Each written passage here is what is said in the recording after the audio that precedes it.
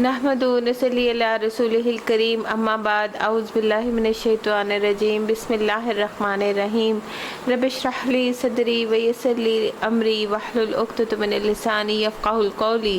رب زدنی علما، رب زدنی علما، رب زد علما، اللہم فقہنا فی الدین، اللہم انی اسألک علما نافعا ورزقا طیبا وعملا متقبلا۔ رسول اللہ صلی اللہ علیہ وسلم نے فرمایا، دو خصلتیں ایسی ہیں جو منافق میں کبھی جمع نہیں ہو سکتی، ایک اچھا اخلاق اور دین کی سمجھ۔ یعنی جب انسان دین کی سمجھ حاصل کر لیتا ہے اور غفلت کی زندگی بسر کرتا ہے تو دل میں مہر لگ جاتی ہے۔ اسی طرح اللہ تعالیٰ فرماتے ہیں، اسی طرح اللہ ان لوگوں کے دلوں پہ مہر لگا دیتا ہے جو علم نہیں رکھتے۔ کذالک یطبع اللہ علی قلوب الذین لا یعلمون۔ بن باز کہتے ہیں کہ انسان جب علم کی مجلسوں میں حاضر نہ ہو، نہ ہی خطبہ سنے اور اس کی پرواہ بھی نہ ہو، تو اہل علم کیا بتاتے ہیں، اس کی غفلت بڑھتی جاتی ہے اور اس کا دل سخت ہوتا جاتا ہے، یہاں تک کہ اس پہ مہر لگا دی جائے اور اس کا شمار غافلوں میں سے ہوتا ہے۔ اللہ تعالیٰ ہمیں اس سے محفوظ رکھے۔ 29واں پارہ، سورۃ ملک۔ بسم اللہ الرحمن الرحیم۔ تبارک الذی بیدہ الملک وہو علی کل شیء قدیر۔ سورۃ ملک جو ہے وہ سفارش کرنے والی صورت ہے۔ رسول اللہ صلی اللہ علیہ وسلم نے فرمایا، بے شک قرآن میں 30 آیات پہ مشتمل ایک صورت ہے، وہ ایسی ہے جس نے آدمی کے حق میں سفارش کی حتیٰ کہ اسے بخش دیا گیا۔ یہ عذاب قبر کو روکنے والی صورت ہے۔ آپ صلی اللہ علیہ وسلم رات کو اس وقت تک نہیں سوتے تھے جب تک سورۃ سجدہ اور تبارک الذی جو ہے وہ نہ پڑھ لیتے تھے، اس لیے ہمیں بھی چاہیے کہ ہم اسے روز پڑھنے کی عادت ڈالیں۔ نہایت بزرگ و برتر ہے وہ جس کے ہاتھ میں کائنات کی سلطنت ہے اور وہ ہر چیز پہ قدرت رکھتا ہے، یعنی وہ سب سے بلند و بالا ہے، سب بھلائیاں سب خیر اسی کی ذات سے ہیں، وہ ہر چیز پہ قادر ہے۔ جب بھی زندگی میں کوئی مسئلہ درپیش آئے تو کوئی دعا کریں تو اسی سے کریں اور اللہ کے لیے اسے مشکل نہ سمجھیں۔ اللہ تعالیٰ کو ان کی صفات کا واسطہ دے کر اللہ تعالیٰ سے ہی مانگے۔ اللہ تعالیٰ ہر چیز پر قادر ہے اور وہ میری مشکل آسان کرے گا، اس لیے اس پر یقین رکھنا چاہیے۔ جس نے موت اور زندگی کو ایجاد کیا تاکہ تم لوگوں کو آزما کے دیکھے کہ تم میں سے بہتر عمل کون کرتا ہے، اور وہ زبردست بھی ہے اور درگزر فرمانے والا بھی۔ جس نے تحت 7 آسمان بنائے، تم رحمان کی تخلیق میں کوئی بے رتبی نہ پاؤ گے۔ پھر پلٹ کر دیکھو تمہیں کوئی خلل نظر آتا ہے، بار بار نگاہ دوڑاؤ، تمہاری نگاہ تھک کر نامراد واپس آ جائے گی۔ ہم نے تمہارے قریب کے آسمان، یعنی جو ہمیں سامنے نظر آتا ہے آسمان دنیا کو ہم نے عظیم و شان چراغوں سے آراستہ کیا ہے، یعنی وہ خوبصورتی کا ذریعہ بھی ہیں اور علم اس سے جو ہے ستاروں کا علم بھی ہوتا ہے، یعنی کہ راستہ معلوم کرنے کے لیے بھی یوز کرتے ہیں۔ انہیں شیاطین کو مار بھگانے کا ذریعہ بنایا ہے، یعنی جب شیاطین سنگن لینے کی کوشش کرتے ہیں تو شہاب ثاقب ان کا پیچھا کرتا ہے۔ ان شیاطین کے لیے بھڑکتی ہوئی آگ ہم نے مہیا کر رکھی ہے۔ جن لوگوں نے اپنے رب سے کفر کیا ان کے لیے عذاب جہنم ہے، وہ بہت ہی برا ٹھکانہ ہے۔ جب وہ اس میں پھینکے جائیں گے تو ان کی دہاڑنے کی ہولناک آوازیں سنیں گے۔ آپ صلی اللہ علیہ وسلم نے فرمایا، رسول اللہ صلی اللہ علیہ وسلم نے فرمایا کہ کیا میں تمہیں نہ بتاؤں تم میں سے بہتر کون ہے؟ عرض کیا، یا رسول اللہ۔ فرمایا، تم میں سے بہترین وہ ہیں جن کی عمریں لمبی ہیں اور وہ احسن طریقے سے عمل کرنے والے ہوں، یعنی جن کو عمر بھی لمبی ملے اور نیک کام بھی نیک کریں۔ رسول اللہ صلی اللہ علیہ وسلم نے فرمایا، جو مسلمان فرض نماز کا وقت پائے اور اچھی طرح وضو کرے، اچھی طرح خشوع اور خضوع کے ساتھ نماز ادا کرے، اچھی طرح رکوع کرے اور وہ نماز کے پچھلے تمام گناہوں کے لیے کفارہ ہو جائے گی، بشرطے کہ اس نے کوئی کبیرہ گناہ کا ارتکاب نہ کیا ہو۔ ایک آدمی آیا اور رسول اللہ صلی اللہ علیہ وسلم سے اونٹ کا مطالبہ کر رہا تھا۔ آپ صلی اللہ علیہ وسلم نے فرمایا، اگر اسے اس کے اونٹ سے عمر کا بہتر اونٹ دے دو۔ فرمایا، تم میں سے بہتر وہ ہے جو ادائیگی میں بہتر ہے، یعنی جب اسے کچھ لوٹانا پڑے تو احسن طریقے سے لوٹاؤ۔ رسول اللہ صلی اللہ علیہ وسلم نے فرمایا، بے شک تم میں سے میرے نزدیک سب سے محبوب لوگ وہ ہیں جن کے اخلاق اچھے ہیں۔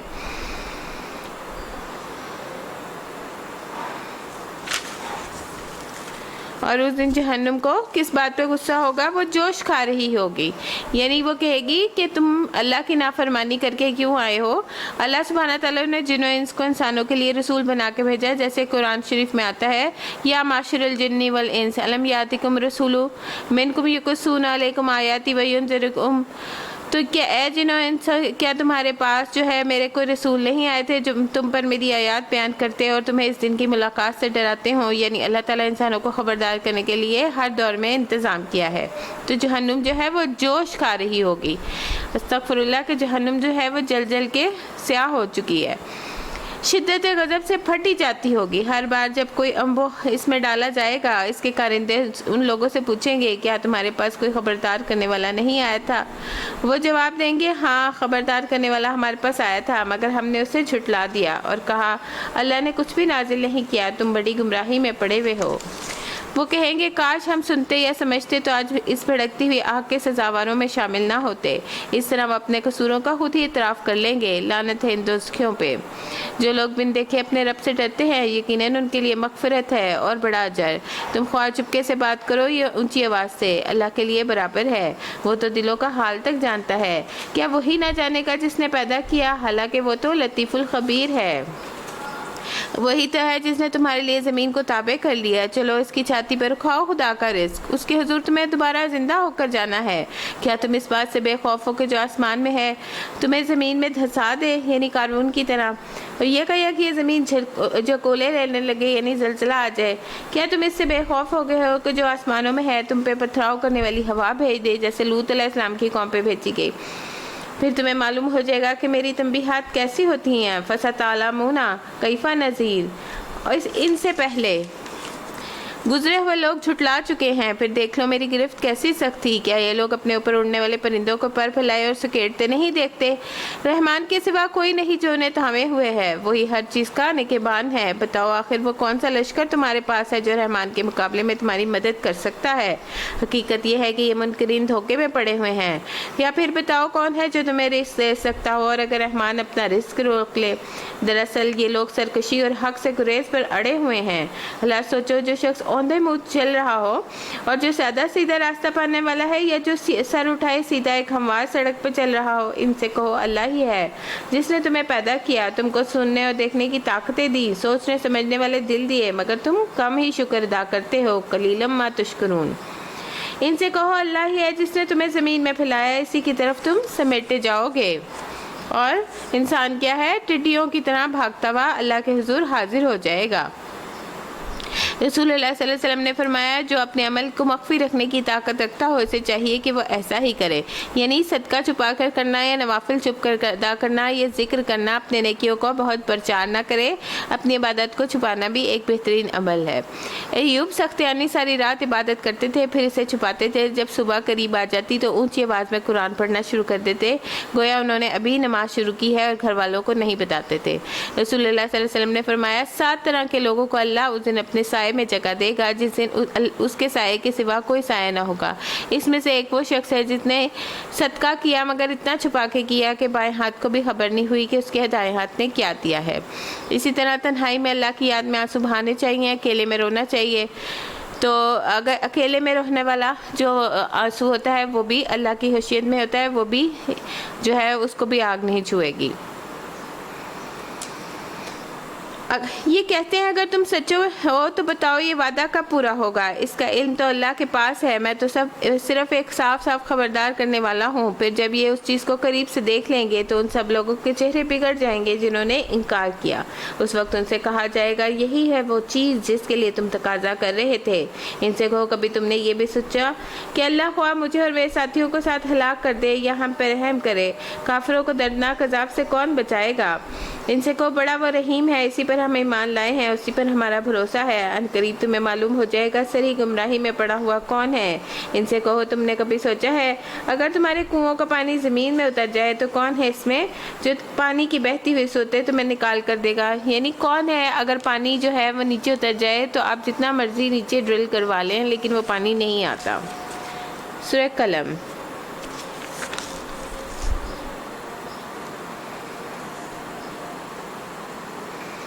اللہ سبحانہ تعالیٰ نے قلم کی قسم کھائی ہے کیونکہ اس کے ساتھ تمام الہامی کتابیں لکھی گئی ہیں، باقی علوم بھی اسی کے ساتھ ضبط کیے گئے ہیں، اور اللہ تعالیٰ نے اس کو یہ شرف بھی بخشا ہے کہ اسے اپنے ہاتھوں سے پیدا کیا ہے۔ 4 چیزیں اللہ تعالیٰ نے اپنے ہاتھوں سے پیدا کی ہیں، عرش، قلم، آدم اور جنت عدن۔ پھر باقی مخلوق سے کہا ہو جا تو وہ ہو گئی۔ پھر ایک اور روایت میں آتا ہے اللہ نے سب سے پہلے قلم کو پیدا کیا تو اسے اپنے دائیں ہاتھ میں پکڑا اور اللہ کے دونوں ہاتھ ہی دائیں ہیں۔ پھر اس کو اور دنیا میں کیے جانے ہر عمل کو، معمول کو، نیکی بدی اور خشک اور ترس کو لکھا، سب چیزوں کو اپنے ذکر میں شمار کر لیا، یعنی لوح محفوظ میں رکھا، یعنی اللہ تعالیٰ کا یہ علم سابق ہے، یعنی پہلے ہی اللہ کو پتہ ہے۔ اور لکھنے سے کیا مطلب ہے؟ یعنی پہلے ہی اللہ تعالیٰ سب کو سب پتہ ہے کہ میں جس مخلوق کو پیدا کروں گا اسے کچھ بھی اختیار دوں گا تو وہ کیا کرے گی۔ رسول اللہ صلی اللہ علیہ وسلم نے فرمایا بے شک بائیں طرف فرشتہ 6 گھڑیاں مسلمان خطا کرنے والے یا گناہ گار بندے سے اپنا قلم اٹھائے رکھتا ہے، کرامن کاتبین ہے، یہ بھی قلم سے لکھتے ہیں، جب وہ گناہ کرتا ہے تو وہ قلم کو روک لیتے ہیں کہ وہ شاید توبہ کر لے، پھر اگر وہ شرمندہ ہو اور اللہ سے گناہوں سے استغفار کر لے تو وہ قلم رکھ دیتا ہے، ورنہ ایک گناہ لکھ لیتا ہے۔ اور قلم نے ایک دفعہ سجدہ بھی کیا۔ ابو ہریرہ رضی اللہ تعالیٰ عنہ سے روایت ہے کہ رسول اللہ صلی اللہ علیہ وسلم کے پاس سورۃ نجم لکھی گئی، جب آپ سجدے والی آیت پہ پہنچے تو آپ صلی اللہ علیہ وسلم نے بھی سجدہ کیا، ہم نے بھی آپ کے ساتھ سجدہ کیا اور دوات اور قلم نے بھی سجدہ کیا، سب جھک گئے۔ نون، بسم اللہ الرحمن الرحیم، نون والقلم وما یسطرون، نون قسم ہے قلم کی اور ہر اس چیز کی جسے لکھنے والے لکھ رہے ہیں، یعنی کرامن کاتبین بھی ہر وقت لکھ رہے ہیں۔ تم اپنے رب کے فضل سے مجنون نہیں ہو، یقیناً تمہارے لیے ایسا اجر ہے جس کا سلسلہ ختم ہونے والا نہیں ہے، بے شک آپ اخلاق کے بڑے مرتبے پہ ہیں۔ اور یعنی آپ کا اجر جو ہے آپ کے مرنے کے بعد بھی ختم نہیں ہوگا، اور کیونکہ قرآن سارے کا سارا آپ کے ذریعے ہمیں پہنچا ہے، ہم قرآن کا ایک حرف پڑھتے ہیں تو 10 نیکیاں ملتی ہیں، اور 10 نیکیاں جو ہیں وہ نبی صلی اللہ علیہ وسلم کو بھی ملتی ہیں۔ امت میں جتنے بھی لوگ ہیں جو بھی پڑھتے ہیں دن کو رات کو دیکھ کر یا زبانی کچھ حصہ نمازوں میں، تو وہ سارا ثواب نبی صلی اللہ علیہ وسلم کو جاتا ہے۔ پھر یہ کہ آپ حضرت عائشہ نے فرمایا کہ آپ اخلاق کے اعلیٰ مرتبے پہ فائز ہیں، ان قریب تم بھی دیکھ لو گے، وہ بھی دیکھ لیں گے۔ تم میں سے کون جنون میں مبتلا ہے؟ تمہارا رب ان لوگوں کو بھی جانتا ہے جو اس کی راہ سے بھٹکے ہوئے ہیں، اور وہی ان کو بھی اچھی طرح جانتا ہے جو راہ راست پہ ہیں، لہٰذا تم ان کے جھٹلانے والوں کے دباؤ میں ہرگز نہ آؤ۔ یہ تو چاہتے ہیں کہ کچھ تم سے مداہنت کرو تو یہ بھی مداہنت کریں، یعنی آپ بھی کچھ ڈھیلے ہو جائیں تو یہ بھی کچھ ڈھیلے ہو جائیں۔ ہرگز نہ دبو کسی ایسے شخص کے لیے جو بہت قسمیں کھانے والا بے وقت آدمی ہے، اور یہ ولید بن مغیرہ کے اس میں نازل ہوئی ہے۔ تانے دیتا ہے، چغلیاں کھاتا پھرتا ہے، بھلائی سے روکتا ہے، ظلم و زیادتی میں حد سے گزر جانے والا ہے، سخت بد اعمال ہے، جفاکار ہے، ان سب ایوب کے ساتھ بد اصل ہے، اس میں نہ کہ وہ بہت مال و دولت رکھتا ہے، یعنی جو ہے اس کے بارے میں کہا جاتا ہے کہ اس کے کافی بیٹے تھے، جب ہماری آیات اس کو سنائی جاتی ہیں تو کہتا ہے یہ اگلے وقتوں کی افسانے ہیں، ان قریب ہم اس کی سونڈ پہ داغ لگائیں گے، استغفر اللہ۔ اور اخلاق کے بارے میں آپ صلی اللہ علیہ وسلم فرمایا گیا کہ آپ کا اخلاق قرآن ہے۔ آپ صلی اللہ علیہ وسلم نے فرمایا مجھے اچھے اخلاق کی تعمیل کے لیے بھیجا گیا ہے کہ آپ کے اچھے اخلاق کی گواہی آپ کے گھر والوں نے بھی دی۔ حضرت عائشہ رضی اللہ تعالیٰ کہتی ہیں آپ صلی اللہ علیہ وسلم اپنے گھر والوں کے ساتھ اخلاق بہترین تھا، آپ سب سے زیادہ اچھے اخلاق والے تھے، کوئی بہودہ کام یا فحش گفتگو کرنے والے نہ تھے، نہ ہی بازاروں میں شور و غل کرنے والے، نہ برائی کا بدلہ برائی سے دیتے تھے بلکہ معاف کرتے تھے اور درگزر سے کام لیتے تھے۔ یہ ہے اچھے اخلاق کی علامات جو حضرت عائشہ سے بیان ہوئی ہیں۔ اسی طرح اخلاق ایمان کی تعمیل کرتا ہے، اور مومنوں کے سب سے زیادہ کامل ایمان والے مومن وہ ہوتے ہیں جن کا اخلاق اچھا ہوتا ہے۔ اسلام کی خوبصورتی بھی اچھے اخلاق کے ساتھ ہے، میزان میں سب سے نیکی جو ہوگی بھاری وہ عمدہ اخلاق ہوگی۔ جنت میں خوبصورت گھر جو ہے اسی کا ہے جو اپنے اخلاق کو عمدہ بنا لے۔ اور جھوٹی قسم کے بارے میں آگے کہا جاتا ہے کہ نبی صلی اللہ علیہ وسلم نے فرمایا جو کسی کی دباؤ میں آ کر جھوٹی یا سچی قسم کھا لے تو اس کا جو ٹھکانہ ہے وہ جہنم ہے۔ یہ ولید بن مغیرہ کے بارے میں آیا ہے۔ یہاں جو ہے نبی صلی اللہ علیہ وسلم نے فرمایا روایت میں آتا ہے یہ ولید بن وغیرہ کی طرف اشارہ ہے جو نبی صلی اللہ علیہ وسلم کے پیغام کو سمجھ بھی گیا تھا لیکن اس کے باوجود آپ سے دشمنی رکھتا تھا، اور اس کا طریقہ یہ تھا کہ وہ تانے والا دینے والا تھا، چگلیاں کرتا پھرتا تھا۔ چگلی وہ ہوتی ہے جو لوگوں میں فساد پیدا کرتی ہے، یعنی ادھر ادھر کی باتیں۔ اور ایک شخص کو اس وقت بھی عذاب ہو رہا تھا نا جب آپ گزرے تھے کہ وہ چغل خور تھا۔ نبی صلی اللہ علیہ وسلم نے فرمایا اللہ کے بہترین بندے وہ ہیں جنہیں دیکھ کر اللہ یاد آ جائے، اللہ کے بدترین بندے وہ ہیں جو چغل خوری کرتے ہیں اور دوستوں کے درمیان تفریق پیدا کرتے ہیں، باغی بیزار ہوتے ہیں۔ چغل خور کے بارے میں آتا ہے حدیث میں کہ وہ جنت میں داخل نہ ہوگا۔ چغل خور کے لیے نبی صلی اللہ علیہ وسلم نے ایک قبر کے پاس سے گزرتے ہوئے بتایا کہ اس کو چغل خوری کی وجہ سے عذاب ہو رہا تھا۔ تو غیبت، چغل خوری صرف دنیا ہی میں نہیں آخرت میں بھی سخت نقصان دہ ہے۔ دنیا میں فساد پیدا ہو جاتا ہے، بہت ہی خیر سے محروم ہو جاتا ہے، اور آخرت کے اعتبار سے بہت ہی نقصان دہ چیزیں ہیں، ان سے بچنا چاہیے۔ یعنی وہ بہت مال دولت رکھتا تھا، یعنی تکبر کی اور بد اخلاقی کی بہت وجہ کیا ہے کہ وہ مال اور اولاد پا کر اوور کانفیڈنٹ ہو گیا تھا کہ میں اللہ کا بڑا پسندیدہ ہوں۔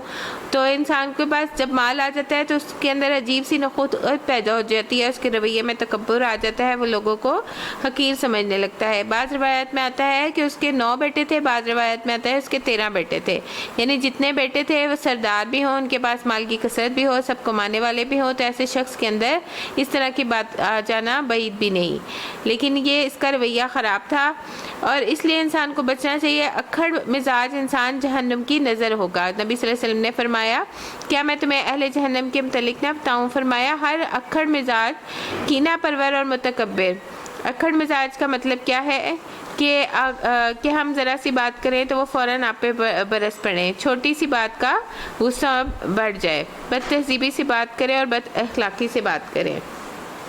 جب ہماری آیات اس کو سنائی جاتی ہیں تو وہ کہتا ہے یہ اگلے وقتوں کے افسانے ہیں، ان قریب ہم اس کی سونڈ پہ داغ لگائیں گے۔ ہم نے ان اہل مکہ کو اسی طرح آزمائش میں ڈالا ہے جس طرح ایک باغ کے مالکوں کو آزمائش میں ڈالا تھا، کاش کہ یہ لوگ جانتے۔ جب انہوں نے قسم کھائی کہ صبح سویرے ضرور اپنے باغ کے پھل توڑیں گے، جب وہ کوئی استثناء نہیں کر رہے تھے، رات کو وہ سوئے پڑے ہوئے تھے، تمہارے رب کی طرف سے ایک بلا اس باغ پہ پھر گئی۔ ان کا حال ایسا ہوا کہ کٹی ہوئی فصل ہو۔ صبح ان لوگوں نے ایک دوسرے کو پکار کے کہا کہ پھل توڑنے ہیں، سو سویرے سویرے اپنی کھیتی کی طرف چل پڑو۔ چنانچہ وہ چل پڑے اور آپس میں چپکے چپکے کہتے جاتے تھے آج کوئی مسکین تمہارے باغ میں نہ آئے۔ یہ واقعہ ایک نیک انسان کا ہے جو خود بھی نیک طرز تھا اور اس کی زندگی میں جو بھی آمدنی ہوتی تھی اس میں سے غریبوں مسکینوں کا ایک بڑا حصہ نکالتا تھا۔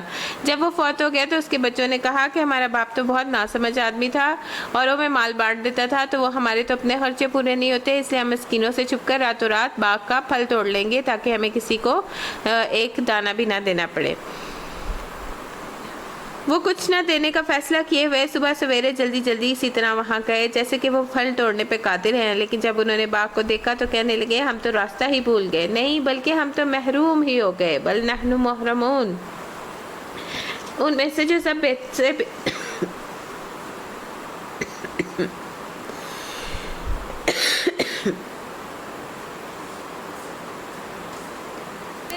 سے بہتر آدمی تھا اس نے کہا میں نے تم سے کہا نہ تھا کہ تم تسبیح کیوں نہیں کرتے؟ وہ پکار اٹھے پاک ہے ہمارا رب، ہم واقعی گناہ گار تھے۔ پھر ان میں سے ہر ایک شخص دوسرے کو ملامت کرنے لگا۔ آخر کار انہوں نے کہا افسوس ہمارے حال پہ، بے شک ہم سرکش ہو گئے تھے، بعید نہیں کہ ہمارا رب ہمیں بدلے میں اس سے بہتر باغ عطا فرمائے۔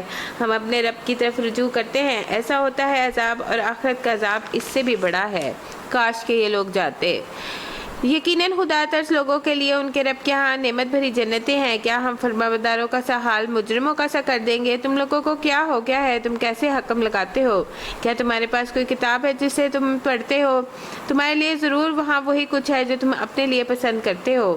کیا تمہارے لیے روز قیامت تک ہم کچھ عہد و پیمان ثابت ہیں کہ تمہیں وہی کچھ ملے گا جس کا تم حکم لگاؤ گے؟ ان سے پوچھو تم میں سے کون اس کا ضامن ہے، یا پھر ان کے ٹھہرائے ہوئے کچھ شریک ہیں جنہوں نے اس کا ذمہ لیا ہو؟ یہ بیعت ہے تو لائیں اپنے شریکوں کو اگر یہ سچے ہیں۔ جس روز سخت وقت آ پڑے گا لوگوں کو سجدہ کرنے کے لیے بلایا جائے گا تو یہ لوگ سجدہ نہ کر سکیں گی، ان کی نگاہیں نیچے ہوں گی، ذلت ان پہ چھا رہی ہوگی۔ جب یہ صحیح سالم تھے اس وقت انہیں سجدہ کے لیے بلایا جاتا تھا تو یہ انکار کرتے تھے۔ بس اے نبی تم اس کلام کے چھٹلانے والوں کا معاملہ مجھ پہ چھوڑ دو، ہم ایسے طریقے سے ان کو بتدریج تباہی کی طرف لے کے جائیں گے ان کو خبر بھی نہ ہوگی۔ میں نے ان کی رسی دراز کر دی ہے، میری چال بڑی زبردست ہے۔ کیا تم ان سے کوئی اجر طلب کرے ہو یا اس چٹی کے بوجھ تلے دبے جا رہے ہیں؟ کیا ان کے پاس غیب کا علم ہے جسے یہ لکھ رہے ہیں؟ یا اپنے رب کا فیصلہ ہونے تک صبر کرو اور مچھلی والے یونس کی طرح نہ ہو جاؤ جب اس نے پکارا اور وہ غم سے بھرا ہوا تھا۔ اگر اس کی رب کی مہربانی اس کے شامل حال نہ ہوتی تو مذموم ہو کر چٹیل میدان پہ پھینک دیا جاتا۔ آخرکار اس کے رب نے اسے برگزیدہ فرما لیا اور اسے صالح بندوں میں شامل کر لیا۔ جب یہ لوگ کلام نصیحت قرآن سنتے ہیں تو تمہیں ایسی نظروں سے دیکھتے ہیں گویا تمہارے قدم اکھاڑ دیں گے۔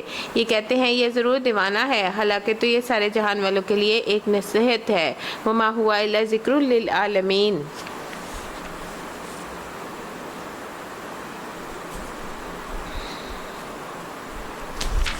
سورۃ حاقہ۔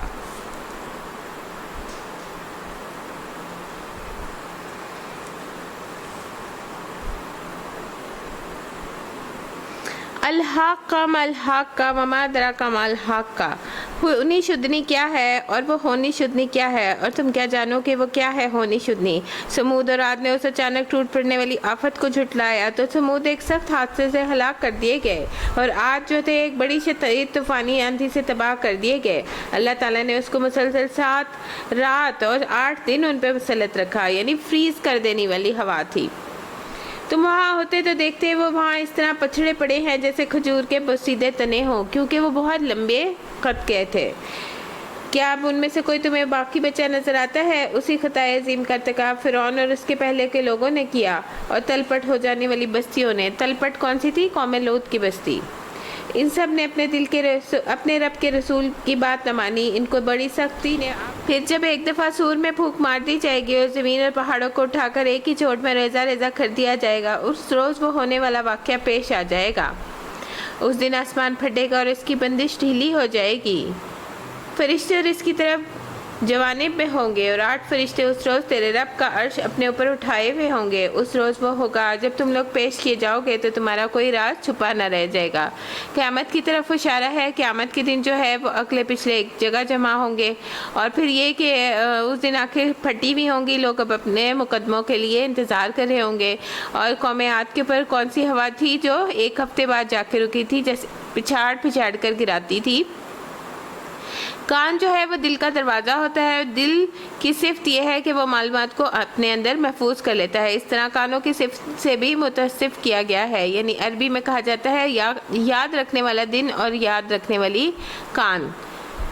تو حاملین فرش کی جو تعداد ہے یہاں 8 بتائی گئی ہے، بہت قوی ہے، یعنی فرشتے جو ہیں وہ بہت جوائنٹ قسم کے ہیں، بہت ہیوج قسم کے ہیں۔ ان کے بارے میں آتا ہے آپس میں ایک دوسرے سے اچھی اور نرم آواز کے ساتھ جواب دیتے ہیں، یعنی جب آپس میں بات کرتے ہیں تو نرمی سے بات کرتے ہیں۔ اور یہ جو ہے فرشتے جو ہیں کچھ کہتے ہیں 4 ہیں اور 4 دوسروں کو کہتے ہیں پاک ہے تو، سبحانک و بحمدک، سبحان اللہ العظیم، پاک ہے تو، اور اس بات پہ تیری حمد ہے کہ تم اپنے قادر ہونے کے باوجود درگزر سے کام لگتے ہیں۔ یہ فرشتے مومنوں کے لیے دعائیں بھی کرتے ہیں، زمین والوں کے لیے استغفار بھی کرتے ہیں۔ عرش کا ثبوت ملتا ہے اس آیت سے۔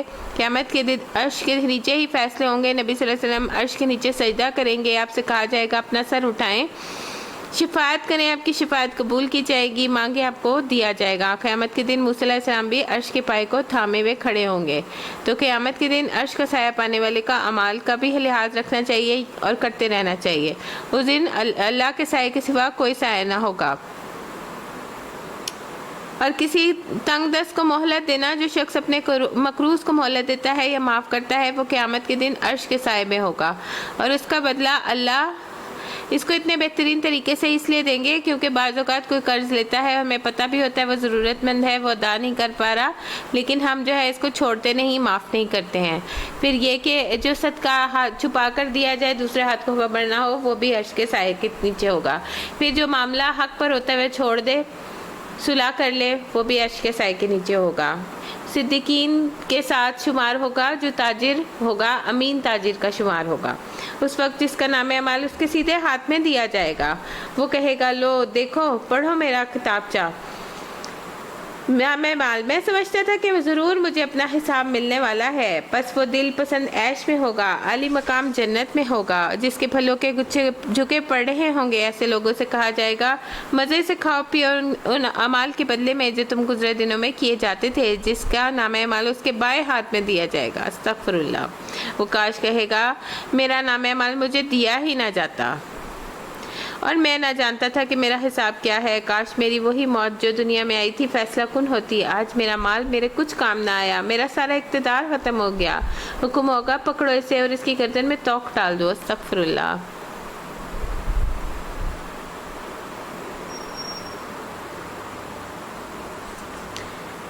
پھر اسے جہنم میں جھونک دو، اس کو 70 ہاتھ لمبی زنجیر میں جکڑ دو۔ نہ یہ اللہ بزرگوں برتر پر ایمان لاتا تھا، نہ مسکین کو کھانا کھلانے کی ترغیب دیتا تھا۔ وَلَا يُحِضُّ عَلَىٰ طَعَامِ الْمِسْكِينِ۔ جہنم کی آگ اور اوپر سے زنجیروں میں بندھا ہوا انسان کی ہل بھی نہ سکے، لہٰذا آج نہ یہاں کوئی یار غمخوار ہے، نہ زخموں کے دھون کے سوا اس کے لیے کوئی کھانا ہے جسے خطا خاروں کے سوا کوئی نہیں کھاتا۔ استغفر اللہ۔ جس وجہ سے وہ جلیں گے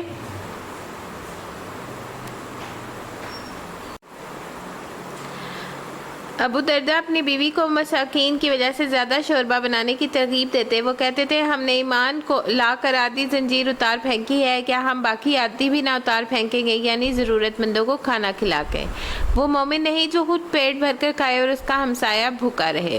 یعنی ایمان اور کھانا کھلانے کے درمیان ایک تعلق ہے۔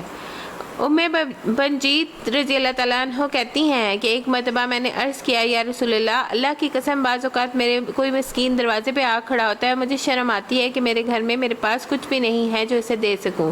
تو رسول اللہ صلی اللہ علیہ وسلم نے فرمایا اس کے ہاتھ پہ کچھ نہ کچھ ضرور رکھ دو، چاہے جلا ہوا کھر ہی کیوں نہ ہو۔ یعنی وہ کھر جو ہوتا ہے وہ آپ نکال کے پھینک دیتے ہیں ضائع کرنے کے لیے، تو وہی اسے دے دو۔ یعنی جو تم نے اسے اتار کے کاٹ کے رکھ دیا ہے کہ یہ کھانے کا نہیں، وہی رکھ دو، کیونکہ بعض اوقات آپ نے دیکھا ہوگا غریب مسکین جو ہوتے ہیں وہ کچرے کے ڈھیر سے بھی کھا رہے ہوتے ہیں۔ نبی صلی اللہ علیہ وسلم نے فرمایا بے شک یہ مال و دولت بھی ایک خوشگوار سبزہ ہے، یعنی گرینری ہے، انسان کا دل خوش ہوتا ہے، مال و دولت پا کر بھی انسان خوش ہوتا ہے، اور مسلمان کا وہ مال کتنا عمدہ ہے جسے مسکین اور یتیم اور مسافر کو دو۔ مسکین پہ دروازہ بند کرنے سے اللہ کی رحمت کا دروازہ بند ہو جاتا ہے۔ ابو شماع خشبی اپنے چچا کے بیٹے سے روایت کرتے ہیں کہ جو صحابہ رسول میں سے تھے کہ وہ معاویہ رضی اللہ عنہ کے پاس کھڑے ہوئے میں نے کہا رسول اللہ صلی اللہ علیہ وسلم کو فرماتے ہوئے سنا جو مسلمان کے امور کا ذمہ دار بنے پھر وہ اپنے دروازہ مسکینوں اور مظلوموں اور ضرورت مندوں کے سامنے بند کر دے تو اللہ تبارک تعالیٰ بھی اپنی رحمت کے دروازے اس پر ضرورت اور اس کے فقر کے سامنے بند کر دے گا، خاص طور پہ مجبوری کی حالت میں جب وہ سب سے زیادہ ضرورت مند ہوگا۔ تو اگر ہم چاہتے ہیں کہ رحمت کے دروازے کھلے ہیں تو ہمیں بھی اپنے دل کے دروازے خیر کے کاموں کے لیے کھولنے چاہیے۔ بس نہیں میں قسم کھاتا ہوں ان چیزوں کی بھی جو تم دیکھتے ہو اور ان چیزوں کی بھی جنہیں تم نہیں دیکھتے، یہ ایک رسول کریم کا قول ہے کہ جنہیں نہیں دیکھتے یعنی جنوں کو، کسی شاعر کا قول نہیں، تم لوگ کم ہی ایمان لاتے ہو، نہ یہ کسی کاہن کا قول ہے، تم لوگ کم ہی غور کرتے ہو، قلیلا ما تذکرون۔ تنزیل من رب العالمین، یہ رب العالمین کی طرف سے نازل کردہ ہے، اور اے نبی اگر اس نبی نے خود گھڑ کر کوئی بات ہماری طرف منسوخ کی ہوتی تو ہم اس کا دایاں بازو پکڑ لیتے اور اس کی رگ گردن کاٹ دیتے۔ استغفر اللہ۔ پھر تم میں سے کوئی ہمیں اس کام سے روکنے والا نہ ہوتا۔ در حقیقت یہ پرہیزگاروں کے لیے نصیحت ہے، انہ لتذکرۃ للمتقین۔ اور ہم جانتے ہیں کہ تم میں سے کچھ جھٹلانے والے ہیں، ایسے کافروں کے لیے یقیناً یہ موجب حسرت ہے، یہ بالکل یقینی ہے، حق ہے۔ پس اے نبی صلی اللہ علیہ وسلم اپنے رب کے نام کی تسبیح کرو۔ سورۃ معارج۔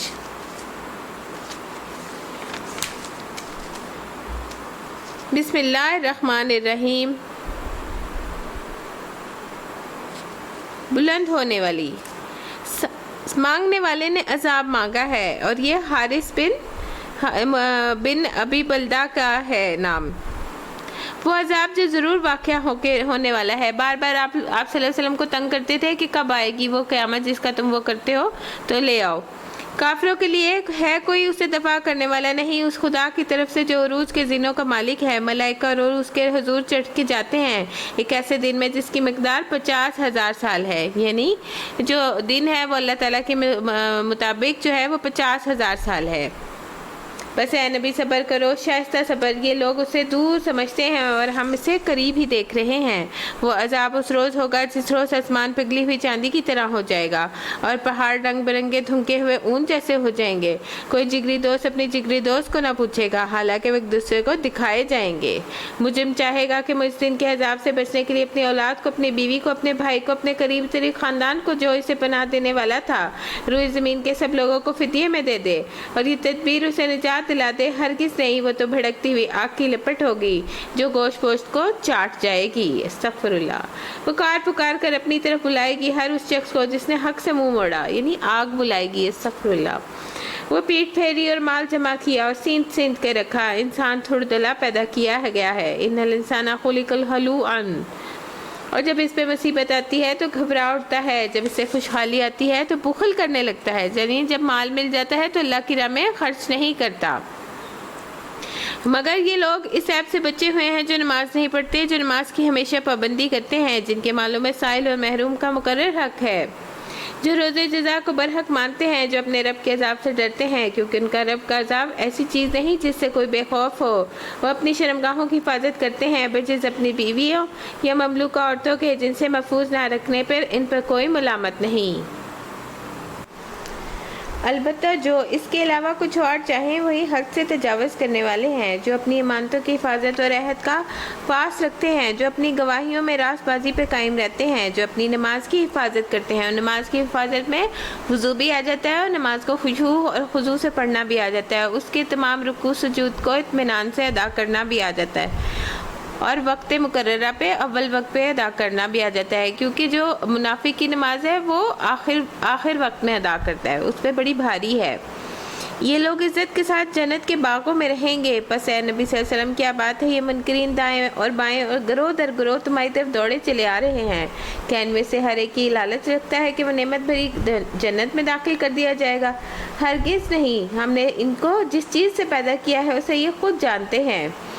بس نہیں، میں قسم کھاتا ہوں مشرقوں اور مغربوں کے مالک کی، ہم اس پہ قادر ہیں کہ ان کی جگہ ان سے بہتر لوگ لے آئیں، اور کوئی ہم سے بازی لے جانے والا نہیں ہے، لہٰذا انہیں اپنی بےہودہ باتوں میں اور اپنے کھیل میں پڑا رہنے دو، یہاں تک کہ یہ اس دن کو پہنچ جائے جس کا ان سے وعدہ کیا جا رہا ہے، جب یہ اپنی قبروں سے نکل کر اس طرح دوڑے جا رہے ہوں گے جیسے اپنے بتوں کے استانوں کی طرف دوڑ رہے ہیں۔ ان کی نگاہیں جھکی ہوئی ہوں گی، ذلت ان پہ چھاری ہوگی۔ وہ دن ہے جن کا ان سے وعدہ کیا جا رہا تھا۔ سورۃ نوح۔ بسم اللہ الرحمن الرحیم۔ اِنَّا أَرْسَلْنَا نُوحًا إِلَىٰ قَوْمِهِ أَنْ أَنذِرْ قَوْمَكَ۔ ہم نے نوح علیہ السلام کو اس کی قوم کی طرف بھیجا کہ وہ اپنی قوم کے لوگوں کو خبردار کرے قبل اس کے کہ ایک دردناک عذاب آ جائے۔ ہمیں بھی قیامت کے دن سے رسوائی کی دعا مانگنی چاہیے۔ ابراہیم علیہ السلام نے کہا تھا وَلَا تُخْزِنِي يَوْمَ يُبْعَثُونَ، کہ اللہ مجھے اس دن رسوا نہ کرنا جس دن حساب کے لیے سب جمع کیے جائیں گے، یعنی ہمارے عیبوں پہ پردہ ڈال لینا۔ تو ہمیں دعا کرنی چاہیے آخرت کے لیے، اللہم انی اسألک عافیۃ فی الدنیا والآخرہ۔ رسول اکرم صلی اللہ علیہ وسلم نے فرمایا افضل اعمال یہ ہے کہ تو اپنے مومن بھائی کو خوش کر دے، یا اس کا قرض ادا کر دے، یا اس کو روٹی کھلا دے۔ کوئی بھی خیر کا کام چھوٹا نہ سمجھو، یعنی انسان صرف مانگنے والے ہی کو نہیں دے، جو نہیں مانگتا اس کو ضرورت نہیں، یعنی کوئی نہیں مانتا، جن کے اندر خودداری ہوتی ہے وہ تو نہیں مانگتے، تو آپ کو ان کا خیال رکھنا چاہیے۔ اس نے کہا اے میری قوم کے لوگوں، میں تمہارے لیے ایک صاف صاف خبردار کرنے والا پیغمبر ہوں، تم کو آگاہ کرتا ہوں کہ اللہ کی بندگی کرو، اس سے ڈرو اور میری اطاعت کرو۔ اللہ تمہارے گناہوں سے درگزر فرمائے گا، تمہیں ایک وقت مقرر تک باقی رکھے گا۔ حقیقت یہ ہے کہ اللہ کا مقرر کیا ہوا وقت جب آتا ہے تو پھر ٹالا نہیں جاتا، کاش تمہیں اس کا علم ہو۔ اس نے عرض کیا ہے میرے رب، میں نے اپنی قوم کے لوگوں کو شب و روز پکارا، اور 950 سال بہت لمبا عرصہ ہوتا ہے، مگر میری پکار نے ان کے فرار میں ہی اضافہ کیا، یعنی وہ بھاگتے رہے، میری آواز پہ کان نہ دھرا۔ تو آپ صلی اللہ علیہ وسلم کو جو نبوت کے عرصے میں جو تنگ کیا جا رہا تھا، تو آپ کو تسلی دی جا رہی ہے کہ پچھلے انبیاء کو تو اتنے عرصے لوگوں نے بات نہیں سنی، اور جب بھی میں ان کو بلاتا تو انہیں معاف کر دے، انہوں نے کانوں میں انگلیاں ٹھوس لی اور اپنے کپڑوں کو منہ سے ڈھانک لیا اور اپنی روش پہ اڑ گئے، بڑا تکبر کیا۔ یعنی کہ 950 سال میں 80 لوگ آئے اور کپڑوں کو جھاڑنا اور تکبرانہ روش ہے۔ اللہ تعالیٰ نے فرمایا کہ جو اپنا کپڑا زمین پہ رگڑتا ہے، جو اپنا جبہ زمین پہ رگڑتا ہے، وہ بھی تکبر کی نشانی ہے، تو وہ آگ میں جائے گا جو کپڑا نیچے لٹکتا ہے۔ پھر میں نے ان کو ہانکے پکارے دعوت دی، پھر میں نے اعلانیہ بھی ان کو تبلیغ کی اور چپکے چپکے بھی فرمایا۔ میں نے کہا اپنے رب سے معافی مانگو، بے شک وہ بڑا معاف کرنے والا ہے۔ رسول اللہ صلی اللہ علیہ وسلم نے فرمایا رحمان کی عبادت کرو، سلام کو عام کرو، کھانا کھلاؤ، تم جنتوں میں داخل ہو جاؤ گے۔ اور کھانا کھلانا، پانی پلانا یہ عربوں میں بھی تھا، اور یہ اسی وجہ سے تھا کہ وہ سمجھتے تھے کہ یہ ایک نیکی کا کام ہے۔ میں نے کہا اپنے رب سے معافی مانگو، بے شک وہ بڑا معاف کرنے والا ہے۔ وہ تم پر آسمان سے خوب بارشیں برسائے گا، تمہیں مال اور اولاد سے نوازے گا، تمہارے لیے باغ پیدا کرے گا، تمہارے لیے نہر جاری کر دے گا۔ تمہیں کیا ہو گیا ہے کہ اللہ کی کسی وقار کی تم توقع نہیں رکھتے، حالانکہ اس نے تمہیں طرح طرح سے بنایا ہے۔ کیا تم دیکھتے نہیں ہو کہ اللہ نے کس طرح 7 آسمان تہ بتہ بنائے ہیں، ان میں چاند کو نور اور سورج کو چراغ بنایا ہے، اور اللہ نے تم کو زمین سے عجیب طریقے سے اگایا ہے، پھر وہ تمہیں اسی زمین میں واپس لے جائے گا۔ یعنی انسان جو کچھ کھاتا ہے وہ زمین سے ہی آتا ہے، پھر اس سے یک تم کو نکال کھڑا کرے گا۔ اور اللہ نے زمین کو تمہارے لیے فرش بچھا دیا تاکہ اس کے اندر کھلے راستوں میں چلو۔ نوح علیہ السلام نے کہا میرا رب، انہوں نے میری بات رد کر دی اور ان رئیسوں کی پیروی کی جو مال اور اولاد پا کر زیادہ نامراد ہو گئے۔ ان لوگوں نے بڑا بھاری مکر کا جال پھیلا رکھا ہے۔ انہوں نے کہا ہرگز نہ چھوڑو اپنے معبودوں کو، اور نہ چھوڑو ود اور سوا کو، نہ یغوث کو اور نہ یعوق کو، نہ نصر کو۔ یہ سارے کیا ہیں؟ بتوں کے نام ہیں، اور یہ اصل میں دراصل بڑے بزرگ تھے، بڑی بڑی شخصیات تھے جو رسول تھے، جن کے مرنے کے بعد جو تھا، جو ایک پیغامبر تھے، ایک کے بعد ایک آئے تھے، لیکن ان کے مرنے کے بعد انہوں نے ان کی تصویریں اور بت بنا لیے تھے، اور یہ کہتے تھے کہ ہمیں یہ اللہ کی یاد دلاتے ہیں۔ بہت سے لوگوں کو انہوں نے گمراہ کیا ہے، تو بھی ان ظالموں کو گمراہی کے سوا کسی چیز میں ترقی نہ دے۔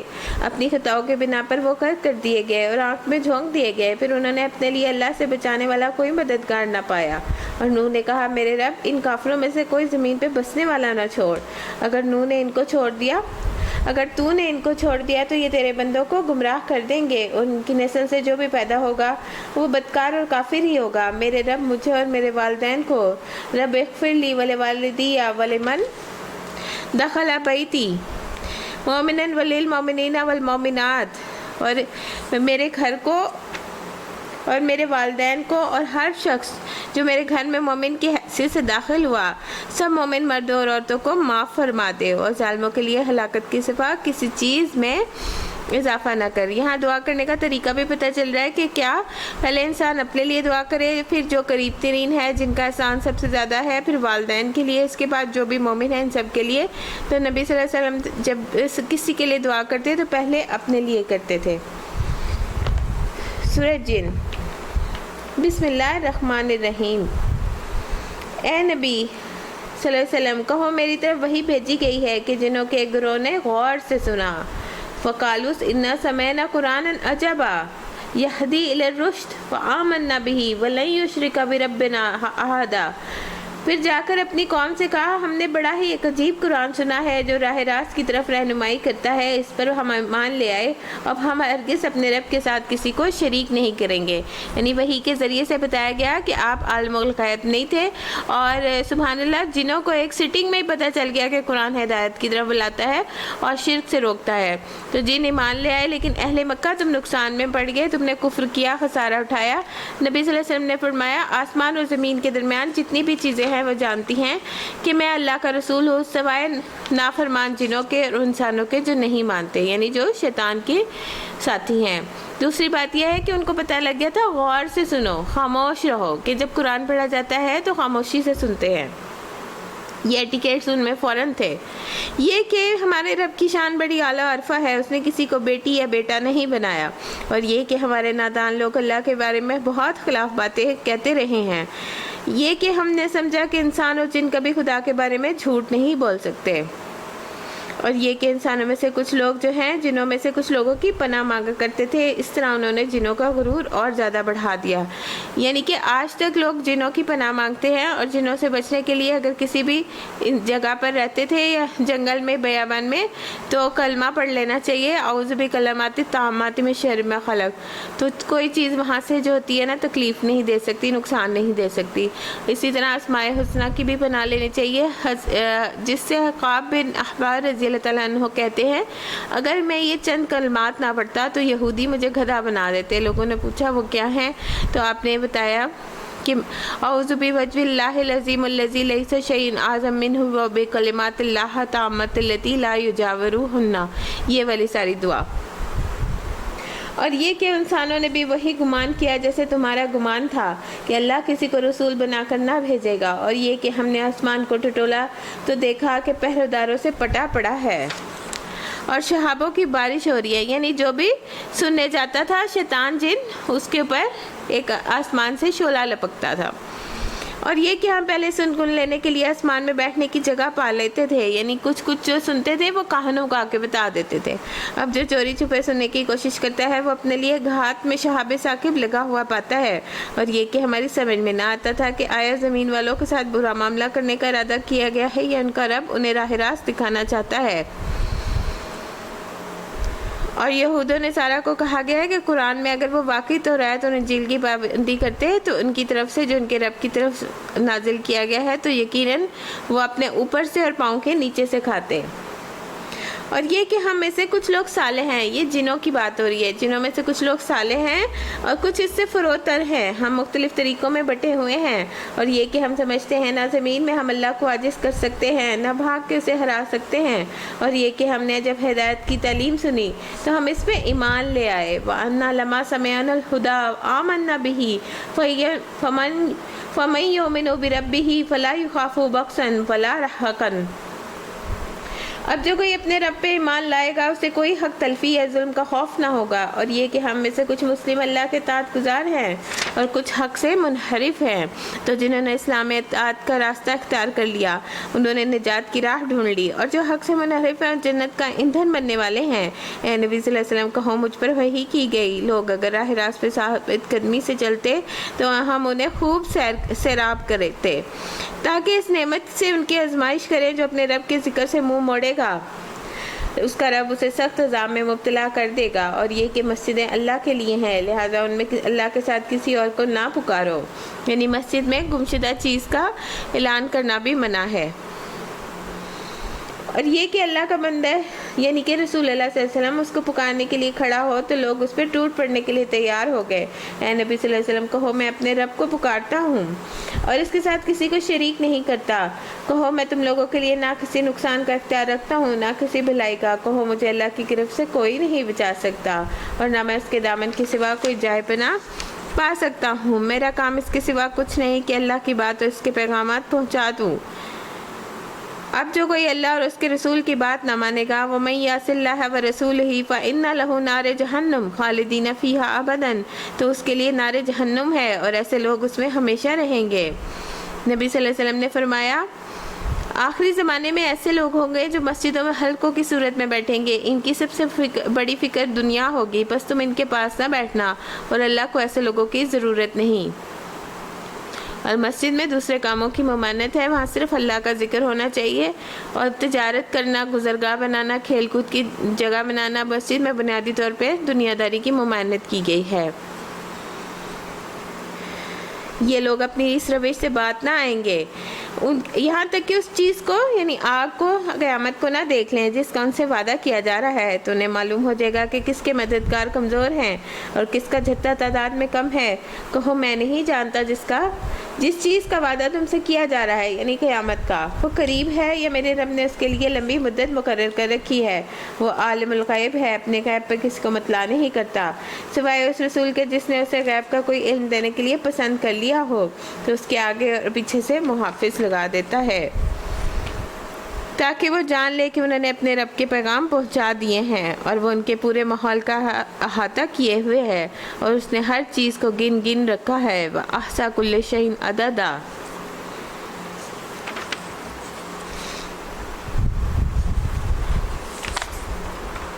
سورہ مزمل۔ بسم اللہ الرحمن الرحیم۔ یا ایھا المزمل قم اللیل الا قلیلا، اے اور لپیٹ کر سونے والے، رات کو نماز میں کھڑے رہا کرو مگر کم، آدھی رات یا اس سے کچھ کم کر لو یا اس سے کچھ بڑھا لو، اور قرآن کو خوب ٹھہر ٹھہر کے پڑھو۔ یعنی قیام اللیل میں بھی قرآن کو ٹھہر ٹھہر کر پڑھنا چاہیے، بہت تیز نہیں۔ یہاں ترتیل کی بات کی گئی ہے۔ ترتیل سے مراد ہے کہ ٹھہر ٹھہر کر لمبا کر کے حرکات کو نمایاں کر کے حروف کو واضح کر کے پڑھنا۔ اور جب ترتیل کے ساتھ قرآن کی تلاوت کی جاتی ہے تو یہ غور و فکر معاون اور مددگار ہوتا ہے۔ تیز پڑھنے والا نہ خود سمجھتا ہے کہ وہ کیا پڑھ رہا ہے۔ نبی صلی اللہ علیہ وسلم نے ایک ایک چیز کو، ایک ایک قرأت میں ایک ایک حرف کو ٹھہر ٹھہر کر ادا کرتے تھے۔ جب رحمت والی آیت سے گزرتے تو رحمت کا سوال کرتے، جب عذاب والی آیت سے گزرتے تو عذاب مانگتے۔ اسی طرح نبی صلی اللہ علیہ وسلم نے فرمایا کہ اپنی آوازوں کے ذریعے قرآن کو زینت بخشو۔ اسی طرح اس کو ایک دن یا ایک رات میں ختم نہیں کرنا چاہیے۔ مسلم بن مرحاق کہتے ہیں کہ میں نے عائشہ رضی اللہ تعالیٰ سے کہا کہ اے ام المومنین، کچھ لوگ ایسے ہیں جو ایک ہی رات میں یا 2 یا 3 بار قرآن پڑھ لیتے ہیں۔ تو حضرت عائشہ نے فرمایا ان لوگوں کا پڑھنا اور نہ پڑھنا برابر ہے۔ یعنی انہوں نے کیا پڑھا جس میں کچھ سمجھا ہی نہیں، نہ اس کا حق ادا کیا نہ قرأت کا۔ اور ہم تم پر ایک بھاری کلام نازل کرنے والے ہیں۔ یعنی بھاری کلام یعنی وحی الہی۔ جب وحی نازل ہوتی تھی تو آپ پر بہت سخت کیفیت ہوتی تھی، آپ کے پر گویا ایک بوجھ پڑ جاتا تھا، آپ کے چہرے سے قطرے ٹپکنے لگتے تھے۔ اور ایک بار وحی نازل ہوئی تو کسی صحابی کا جو ٹانگ تھی وہ آپ صلی اللہ علیہ وسلم کی ران کے نیچے تھی، تو وہ بوجھ کے مارے ان کی جان نکلے جا رہی تھی کہ وہ کہہ رہے تھے کہ میں بوجھ سے دبا جا رہا تھا۔ در حقیقت رات کا اٹھنا نفس پہ قابو پانے کے لیے بہت کارگر ہے۔ یعنی دن کے مقابلے رات کو پڑھنا، نماز میں کھڑے ہونا زیادہ بہتر ہے، کیونکہ وہ خاموشی کا وقت ہوتا ہے، توجہ جمع ہوتی ہے، سمجھنے کا وقت ہوتا ہے، نہ کوئی آ رہا ہے نہ شور ہے۔ تو یہ ہے قیام اللیل کا بڑا ثواب ہے۔ حضرت عائشہ کہتی ہیں رات کا قیام مت چھوڑو، کیونکہ رسول اللہ صلی اللہ علیہ وسلم اس کو نہیں چھوڑتے تھے۔ اگر بیمار ہوتے یا ان کی کوئی سستی کی کیفیت ہوتی تو بیٹھ کر نماز پڑھ لیتے۔ یعنی اگر کھڑے ہو کے نماز نہیں پڑھی جا سکتی تو نماز نہیں چھوڑو، بیٹھ کے پڑھ لو۔ صحابہ کرام اہتمام کے ساتھ رات کی نماز پڑھتے تھے۔ ان کے نزدیک رات کے قیام کی بہت اہمیت تھی۔ فضیل بن ایاس نے کہا جب تم قیام اللیل اور دن کے روزے پہ قادر نہ ہو تو جان لو کہ محروم کر دیے گئے ہو اور جکڑ دیے گئے ہو، تمہارے گناہوں نے تمہیں جکڑ دیا ہے، اس لیے تم پڑھ نہیں سکتے۔ ایک آدمی نے حسن بصری سے کہا اے ابو سعید، میں رات عافیت کی حالت میں گزارتا ہوں، وضو کرنا بھی پسند کرتا ہوں، کیا وجہ ہے کہ میں تہجد کے لیے اٹھ نہیں سکتا؟ تو انہوں نے کہا تمہارے گناہوں نے تمہیں جکڑ لیا ہے اور رات کے قیام کے لیے دن کا قیلولہ لازم ہے۔ اور آپ صلی اللہ علیہ وسلم نے فرمایا چاہے تھوڑی دیر ہی سو لیکن لیٹنا ضروری ہے، قیلولہ ضروری ہے۔ سفیان ثوری نے کہا کم کھانے کو لازم کر لو، تم رات کے قیام کے مالک بن جاؤ گے۔ اور قرآن کو ٹھیک پڑھنے والے زیادہ موزوں ہیں۔ دن کے اوقات میں تمہارے لیے بہت مصروفیات ہیں، اپنے رب کے نام کا ذکر کیا کرو اور سب سے کٹ کر اسی کے ہو رہو۔ وہ مشرق اور مغرب کا مالک ہے، اس کے سوا کوئی الہ نہیں ہے، لہٰذا اسی کو اپنا وکیل بنا لو۔ اور جو لوگ باتیں کر رہے ہیں اس پر صبر کرو اور شرافت کے ساتھ ان سے الگ ہو جاؤ، یعنی ان سے اگنور کرو، اعراض برتو۔ ان جھٹلانے والے خوشحال لوگوں سے نمٹنے کا کام تم مجھ پر چھوڑ دو، انہیں ذرا کچھ دیر اسی حالت پہ رہنے دو، ہمارے پاس ان کے لیے بڑی بھاری بیڑیاں ہیں۔ استغفر اللہ۔ ایک تو آگ، اوپر سے گلے میں توق، پاؤں میں بیڑیاں، استغفر اللہ۔ بھڑکتی ہوئی آگ ہے، حلق میں پھنسنے والا کھانا، یعنی جو جل رہا ہوگا وہی زخم ہو جائیں گے، وہی پیپ والا کھانا دیا جائے گا، اور دردناک عذاب، استغفر اللہ۔ یہ اس دن ہوگا جب زمین اور پہاڑ لرز اٹھیں گے اور پہاڑوں کا حال ایسا ہو جائے گا جیسے ریت کے ڈھیر ہیں جو بکھرے جا رہے ہیں۔ تم لوگوں کے پاس ہم نے اسی طرح ایک رسول تم پر گواہ بنا کر بھیجا ہے، جس طرح ہم نے فرعون کی طرف ایک رسول بھیجا تھا۔ پھر دیکھ لو جب فرعون نے اس رسول کی بات نہ مانی تو ہم نے اس کو بڑی سخت پکڑ کے ساتھ پکڑ لیا۔ اگر تم ماننے سے انکار کرو گے تو اس دن کیسے بچ جاؤ گے جو بچوں کو بوڑھا کر دے گا، جس کی سختی سے آسمان پھٹا جا رہا ہوگا۔ اللہ کا وعدہ تو پورا ہو کر ہی رہنا ہے، یہ ایک نصیحت ہے۔ اب جس کا جی چاہے اپنے رب کی طرف جانے کا راستہ بنا لے۔ اے نبی صلی اللہ علیہ وسلم، تمہارا رب جانتا ہے کہ تم کبھی 2/3 رات کے قریب، کبھی آدھی رات کو، کبھی 1/3 رات کو عبادت میں کھڑے رہتے ہو، اور آپ صلی اللہ علیہ وسلم اتنی رات کو کھڑے رہتے تھے، آپ پہ تہجد جو تھا وہ فرض تھا کہ آپ کے پیروں میں ورم آ جاتا تھا۔ تو صحابہ جب آپ سے کہتے تھے کہ آپ اتنی عبادت کیوں کرتے ہیں، تو آپ فرماتے کیا میں اللہ کا شکر گزار بندہ نہ بنوں؟ تمہارے ساتھیوں میں سے بھی ایک گروہ یہ عمل کرتا ہے، یعنی صحابہ اکرام۔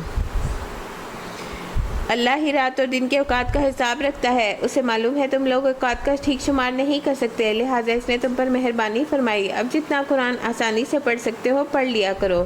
اسے معلوم ہے تم میں سے کچھ لوگ مریض ہوں گے، کچھ دوسرے لوگ اللہ کے فضل کی تلاش میں سفر کرتے ہیں، اور کچھ اللہ کی راہ میں جنگ کرتے ہیں، یعنی کچھ جہاد کرتے ہیں، کچھ رزق تلاش کرتے ہیں، بس جتنا قرآن بآسانی پڑھا جا سکے پڑھ لیا کرو۔ نماز قائم کرو، زکوٰۃ دو، اللہ کو اچھا قرض دو، جو کچھ بھلائی تم اپنے لیے کرتے ہو آگے بھیجو گے، اسے اللہ کے ہاں موجود پاؤ گے، وہی زیادہ بہتر ہے، اس کا اجر بہت بڑا ہے۔ اللہ سے مغفرت مانگتے رہو، واستغفر اللہ ان اللہ غفور الرحیم، بے شک اللہ تعالیٰ بڑا غفور الرحیم ہے۔ سورہ مدثر۔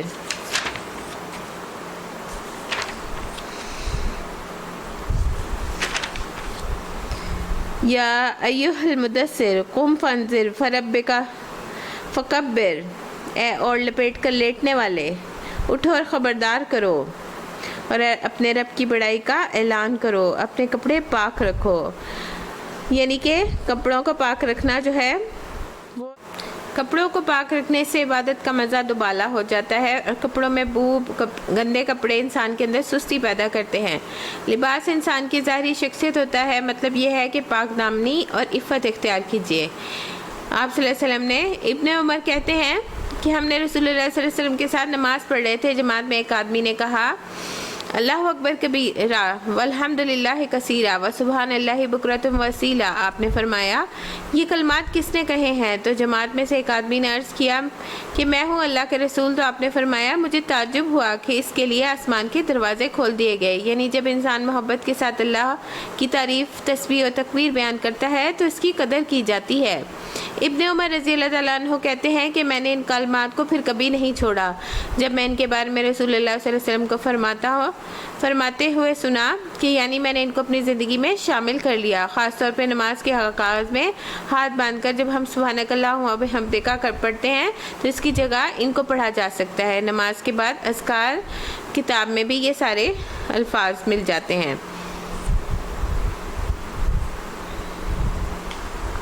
اور گندگی سے دور رہو، گندگی فواحش میں ساری باتیں آ جاتی ہیں، لباس کی گندگی بھی، ظاہری بھی اور باطنی بھی، اور احسان نہ کرو زیادہ حاصل کرنے کے لیے، اپنے رب کی خاطر صبر کرو۔ اچھا، جب سور میں پھونک ماری جائے گی وہ دن بڑا ہی سخت ہوگا، کافروں کے لیے ہلکا نہ ہوگا۔ چھوڑ دو مجھے اس شخص کو جسے میں نے اکیلا پیدا کیا، پھر بہت سا مال دیا، اس کے ساتھ حاضر رہنے والے بیٹے دیے۔ ولید بن وغیرہ کی پچھلے صورت میں بھی ساری بیان ہوئی ہے کہ اس کے 13 بیٹے تھے اور سارے ہی سردار تھے۔ ان کے لیے ریاست کی راہ ہموار کی، پھر وہ طمع رکھتا ہے کہ میں اس سے اور زیادہ دوں، یعنی انسان کو ہوس ہو جاتی ہے۔ ہرگز نہیں، وہ ہماری آیات سے عناد رکھتا ہے تو میں اسے عنقریب ایک کٹھن چڑھائی پہ چڑھاؤں گا۔ اس نے سوچا اور کچھ باتیں بنانے کی کوشش کی تو خدا کی مار اس پر۔ کیسی باتیں بنانے کی کوشش کی؟ ہاں، خدا کی مار اس پر کیسی باتیں بنانے کی کوشش کی۔ پھر لوگوں کی طرف دیکھا، پھر پشانی سکیڑی، منہ بنایا، پلٹا اور تکبر میں بڑھ گیا۔ آخرکار بولا یہ کچھ نہیں ہے مگر ایک جادو ہے جو پہلے سے چلا آ رہا ہے، یہ تو ایک انسانی کلام ہے، عنقریب ہم اسے دوزخ میں جھونک دیں گے۔ تم کیا جانو کہ دوزخ کیا ہے؟ نہ باقی رکھے نہ چھوڑے، لا تبقی ولا تذر، کھال کو جھلسا دینے والی 19 کارکن اس پہ مقرر ہیں، یعنی دوزخ پہ۔ ہم نے دوزخ کے کارکن فرشتے ہی بنائے ہیں، ان کی تعداد کو کافروں کے لیے فتنہ بنا دیا ہے تاکہ اہل کتاب کو یقین آ جائے، یعنی کچھ کہتے ہیں 19 ہیں تو ان کو اس میں بھی شبے میں ڈال دیا ہے تاکہ اہل کتاب کو یقین آ جائے اور ایمان لانے والوں کا ایمان بڑھے، اور اہل کتاب اور مومنین کسی شک میں نہ رہیں۔ دل کے بیمار یہ کفار یہ کہیں کہ بھلا اللہ اس عجیب بات سے کیا مطلب ہو سکتا ہے؟ اس طرح اللہ جسے چاہتا ہے گمراہ کر دیتا ہے، جسے چاہتا ہے ہدایت بخشتا ہے۔ یضل اللہ من یشاء و یہدی من یشاء، اور تیرے رب کے لشکروں کو خود اس کے سوا کوئی نہیں جانتا۔ اس دوزخ کا ذکر اس کے سوا کسی غرض کے لیے نہیں کیا گیا کہ لوگوں کو اس سے نصیحت ہو، ہرگز نہیں۔ قسم ہے چاند کی اور رات کی جب وہ پلٹتی ہے اور صبح کی جب وہ روشن ہوتی ہے، یہ دوزخ بھی بڑی چیزوں میں سے ایک چیز ہے۔ انسانوں کے لیے ڈراوا، تم میں سے ہر شخص کے لیے ڈراوا جو آگے بڑھنا چاہے یا پیچھے رہ جانا چاہے۔ ہر متنفس کے لیے اپنے کسب کے بدلے رہن ہے، یعنی جو اس نے آج کیا دنیا میں وہ وہاں پالے گا۔ دائیں بازو والوں کے سوا جو جنتوں میں ہوں گے، وہاں وہ مجرموں سے پوچھیں گے تمہیں کیا چیز دوزخ ملے گی؟ وہ کہیں گے ہم نماز پڑھنے والے نہ تھے اور مسکین کو کھانا نہیں کھلاتے تھے۔ یعنی جو نماز کو ضائع کرے اور نیکی کے کام کو ضائع کر لے، اس کے لیے جہنم ہی کافی ہے۔ نیکی میں کسی چیز کو حقیر نہیں سمجھنا چاہیے۔ ہاں تم کسی کو ایک رسی ہی یا جوتے کا تسمہ ہی دو، کیونکہ بعض اوقات اس کو شدید روایت ہوتی ہے۔ ایک روایت میں آتا ہے کہ کھجور کا ٹکڑا ہی کیوں نہ دو اس جہنم سے بچانے کے لیے۔ آپ صلی اللہ علیہ وسلم نے فرمایا چاہے جلا ہوا کھر ہی کیوں نہ ہو۔ یہ سب چیزیں بڑی معمولی ہیں، لیکن انسان کی نجات کے لیے ہو سکتا ہے ان میں سے کچھ کافی ہو جائے۔ ابو ہریرہ رضی اللہ تعالیٰ عنہ کہتے ہیں کچھ لوگوں کو مسکینوں کے ساتھ سب سے بہتر سلوک کرنے والے جعفر بن ابی طالب تھے، جو ہمیں اپنے گھر لے جاتے اور جو کچھ ان کے گھر میں ہوتا وہ ہمیں کھلاتے۔ بعض اوقات تو ایسا ہوتا کہ صرف شہد کی یا گھی کی کپی نکال کے لاتے ہیں، اس میں کچھ بھی نہیں ہوتا تھا، اور ہم اسے پھاڑ کر جو اس میں ہوتا تھا اسے چاٹ لیتے کہ کچھ آسرا ہو جائے۔ پھر کسی کو پانی پلانا بھی صدقہ ہے۔ نبی صلی اللہ علیہ وسلم نے فرمایا تمہارا اپنے ڈول سے دوسرے بھائی کے ڈول میں پانی اڈیل دینا بھی صدقہ ہے۔ یہ ساری چیزیں جہنم کی آگ سے بچانے والی ہیں۔ اور مسکین کو کھانا نہیں کھلاتے تھے، اور حق کے خلاف باتیں بنانے والوں کے ساتھ مل کر ہم بھی باتیں بنانے لگتے تھے، استغفر اللہ، اور روز جزا کو جھوٹ قرار دیتے تھے، یہاں تک کہ ہمیں اس چیز سے یقینی چیز سے سابقہ پیش آ گیا، یعنی قیامت سامنے ہی آ گئی۔ اس وقت سفارش کرنے والوں کی سفارش ان کی کسی کام نہ آئے گی۔ آخری لوگوں کو کیا ہو گیا؟ اس حقیقت سے، اس نصیحت سے منہ موڑ رہے ہیں، گویا یہ جنگلی گدھے ہیں جو شیر سے ڈر کر بھاگ پڑے ہیں۔ بلکہ ان میں سے تو ہر ایک یہی چاہتا ہے کہ اس کے نام کھلے خط بھیجے جائیں۔ ہرگز نہیں، اصل بات یہ ہے یہ آخرت کا خوف ہی نہیں رکھتے۔ ہرگز نہیں، یہ تو ایک نصیحت ہے۔ اب جس کا جی چاہے اس سے سبق حاصل کر لے، اور یہ کوئی سبق حاصل نہ کریں گے۔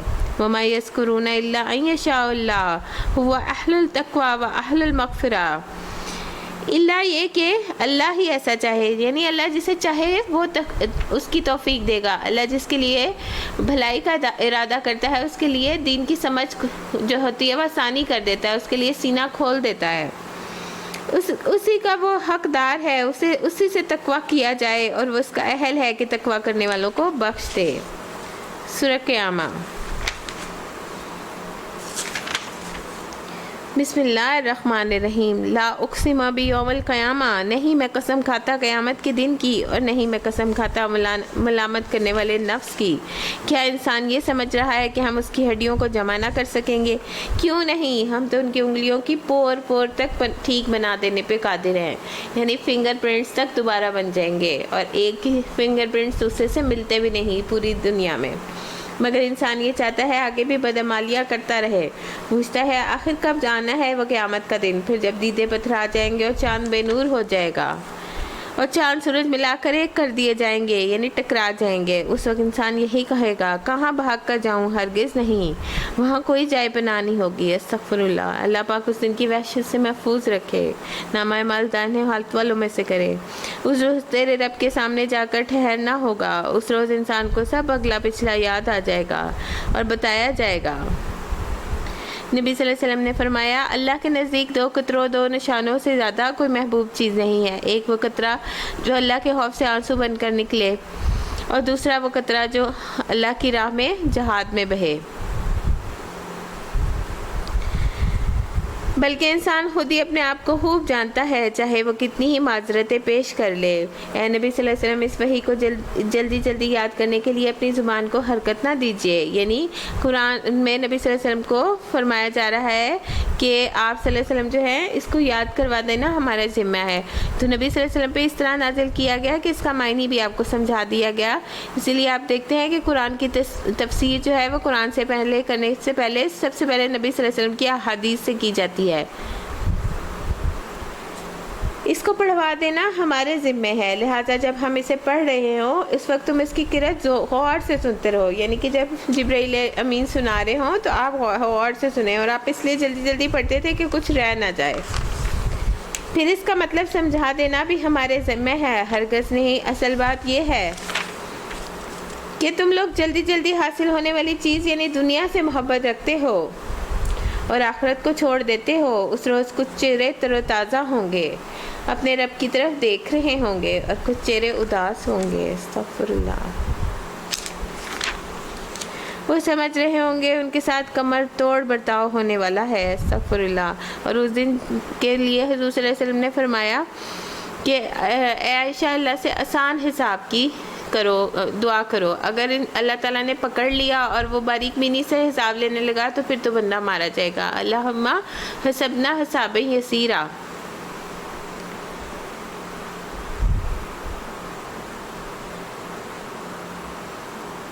ہرگز نہیں، جب جان حلق کو پہنچ جائے گی اور کہا جائے گا کوئی جھاڑ پھونک کرنے والا ہے، اور آدمی سمجھ لے گا کہ اب دنیا سے جدائی کا وقت ہے اور پنڈلی سے پنڈلی جڑ جائے گی، وہ دن ہوگا تیری رب کی طرف روانگی کا، مگر اس نے سچ نہ مانا، نہ نماز پڑھی، فلا صدقہ ولا صلی، لیکن اس نے جھٹلایا اور پلٹ گیا، پھر اکڑتا ہوا اپنے گھر والوں کی طرف چل دیا۔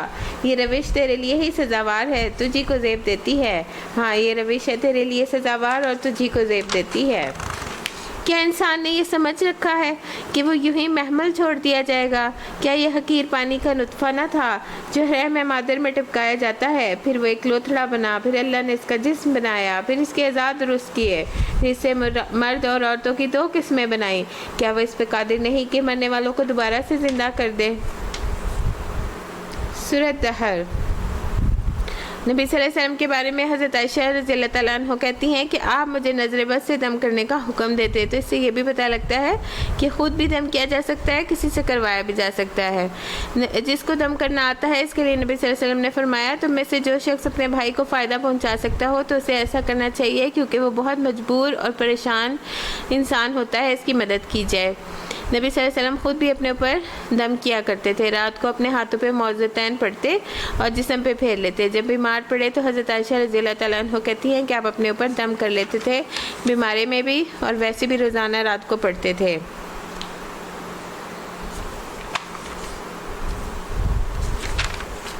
سورۃ دہر۔ بسم اللہ الرحمن الرحیم۔ هل آتی علی الانسان حین من الدہر لم یکن شیئا مذکورا۔ کیا انسان پر لامتناہی زمانے کا ایک ایسا بھی وقت گزرا ہے جب وہ کوئی قابل ذکر چیز نہ تھا؟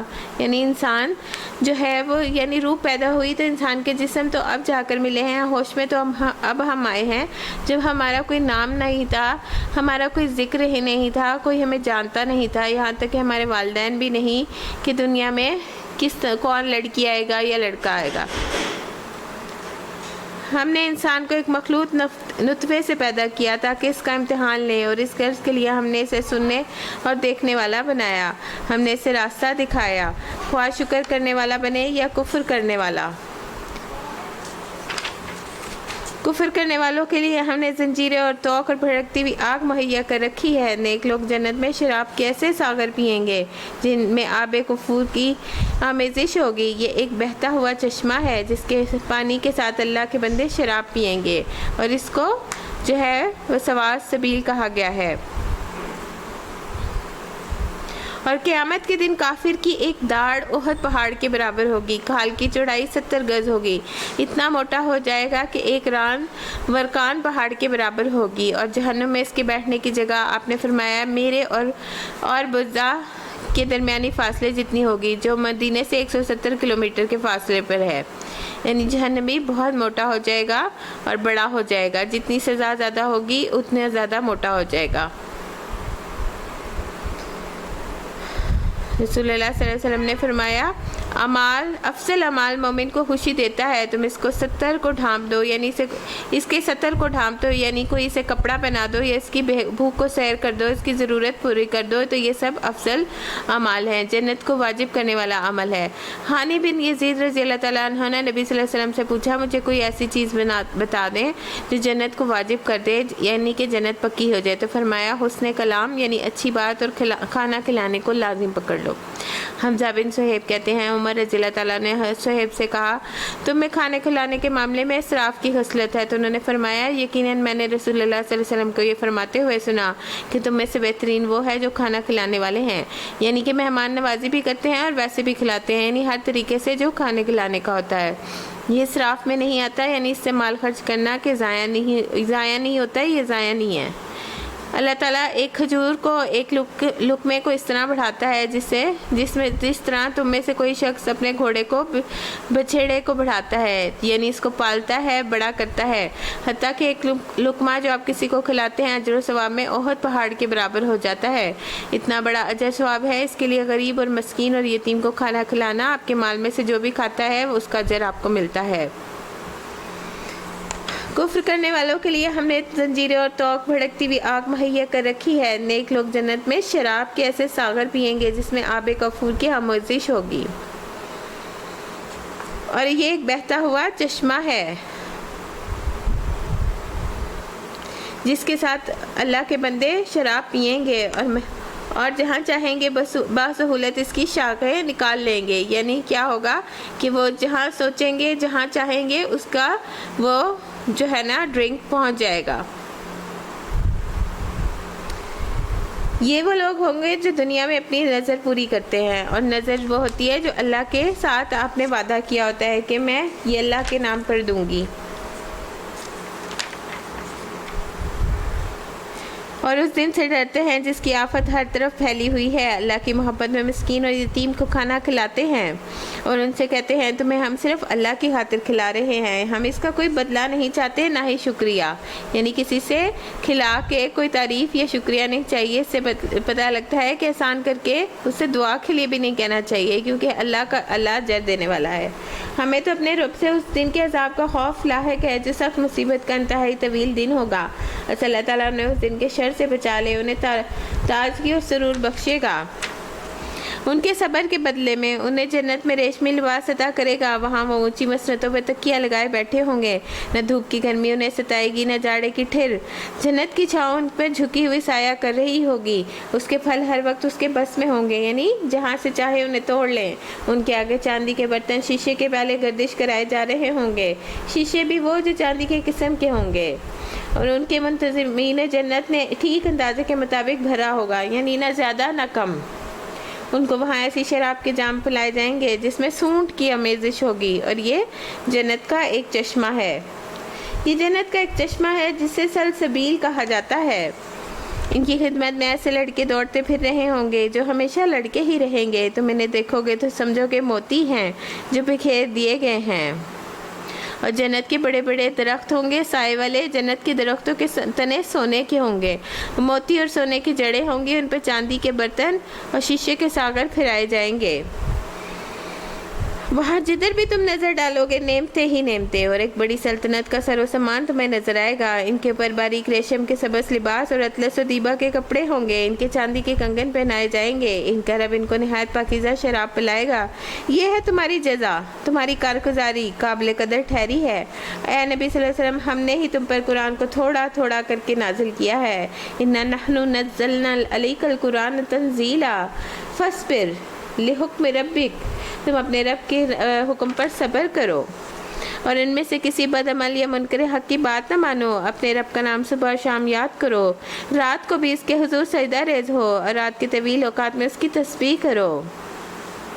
यानी कि तहज्जुद आप सल्लल्लाहु अलैहि वसल्लम पे फ़र्ज़ था।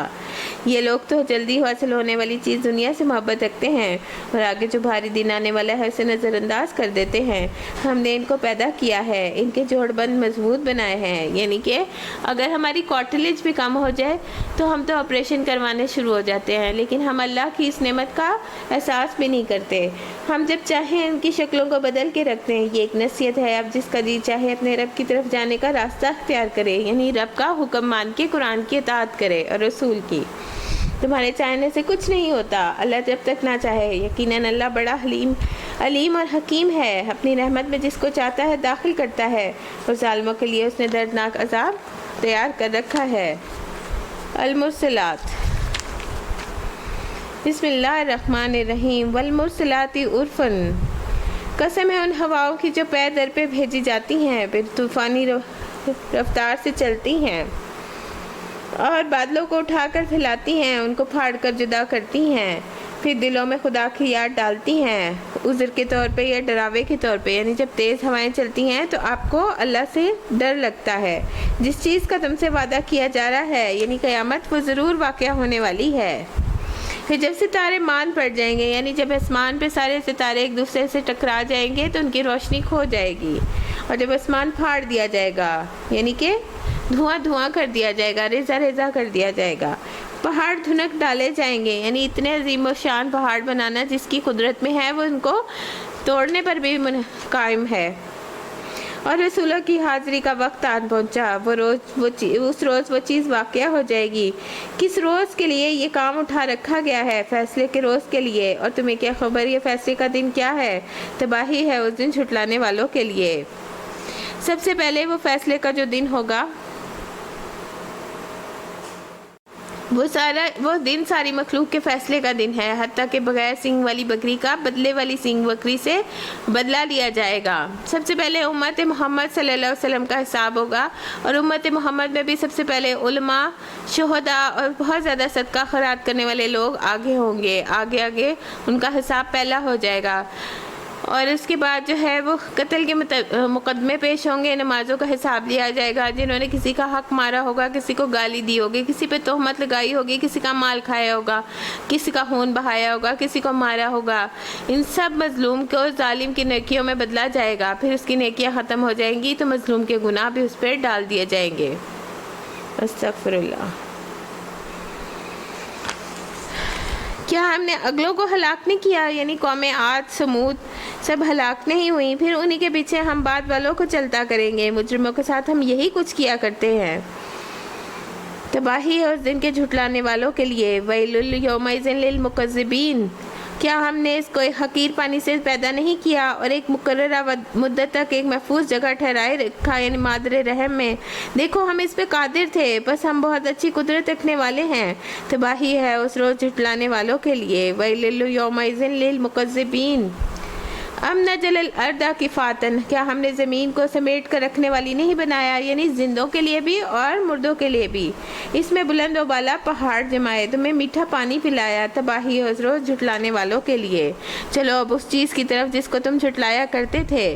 دنیا میں عیش و عشرت رکھنے والوں کے لیے تنبیہ کی جا رہی ہے، آخرت کو بھول کر جو دنیا کے مزوں میں لگے ہوئے تھے کہ یہ تو چند دن کے کھیل ہیں۔ چلو اس سایہ کی طرف جو 3 شاخوں والا ہے، جو جہنم میں سے نکلتا ہے، اور وہ آگ کا سایہ ہوگا، نہ ٹھنڈک پہنچانے والا اور نہ آگ کی لپٹ سے بچانے والا۔ وہ آگ محل جیسی بڑی بڑی چنگاریاں پھینکے گی جو اچھلتی ہوئی یوں محسوس ہوں گی، گویا کہ وہ زرد اونٹ ہیں۔ استغفر اللہ۔ تباہی ہے اس روز جھٹلانے والوں کے لیے۔ ویل یومئذ للمکذبین، یہ وہ دن ہے جس میں وہ نہ کچھ بولیں گے، کیونکہ ان کی زبانیں بند کر کے ان کے ہاتھ پاؤں اور ان کی کھالیں گواہی دیں گی، نہ انہیں موقع دیا جائے گا کہ کوئی عذر پیش کریں۔ تباہی ہے اس دن جھٹلانے والوں کے لیے، یہ فیصلے کا دن ہے۔ ہم نے تمہیں اور تم سے پہلے گزرے ہوئے لوگوں کو جمع کر دیا، یعنی تمام قومیں، تمام انسان جتنے بھی ہیں وہ سارے جمع ہو جائیں گے۔ ایک قبر سے 70 مردے اٹھیں گے۔ اب اگر کوئی چال تم چل سکے تو میرے مقابلے میں چل کے دیکھو، تباہی ہے اس دن جھٹلانے والوں کے لیے۔ متقی لوگ سایوں چشموں میں ہیں، جو پھل چاہیں گے ان کے لیے حاضر ہوگا، یعنی کہ وہ سورۃ بقرہ میں بھی ہم نے پڑھا نا کہ وہ کہیں گے کہ ہم اس سے ملتے جلتے جو ہیں وہ کھاتے رہے ہیں، مگر وہ دنیا کے پھل تھے، یہ جنت کے پھل ہیں۔ کھاؤ اور پیو مزے سے اپنے ان اعمال کے صلے میں جو تم کرتے رہے ہو، ہم نیک لوگوں کو ایسی ہی جزا دیتے ہیں۔ تباہی ہے اس روز جھٹلانے والوں کے لیے۔ کھا لو، کلو و تمتعوا قلیلا انکم مجرمون، کھا لو اور مزے کر لو تھوڑے دن، حقیقت میں تم ہی لوگ مجرم ہو۔ تباہی ہے اس روز جھٹلانے والوں کے لیے جب ان سے کہا جاتا ہے اللہ کے آگے جھکو، وَإِذَا قِيلَ لَهُمْ ارْكَعُوا لَا يَرْكَعُونَ، تو وہ جھکتے نہیں، رکوع نہیں کرتے۔ تباہی ہے اس روز جھٹلانے والوں کے لیے۔ اب اس قرآن کے بعد اور کون سا کلام ایسا ہو سکتا ہے جس پر وہ ایمان لائے؟ سبحانک اللہم و بحمدک نشہد ان لا الہ نستغفرک ونتوب الیک۔ سبحانک رب العزت عما یصفون وسلام علی المرسلین والحمد للہ رب العالمین۔ ربنا تقبل منا انک انت السمیع العلیم وتب علینا انک انت التواب الرحیم، وصلی اللہ تعالی علی خیر خلقہ برحمتک یا ارحم الراحمین۔ الہی آمین۔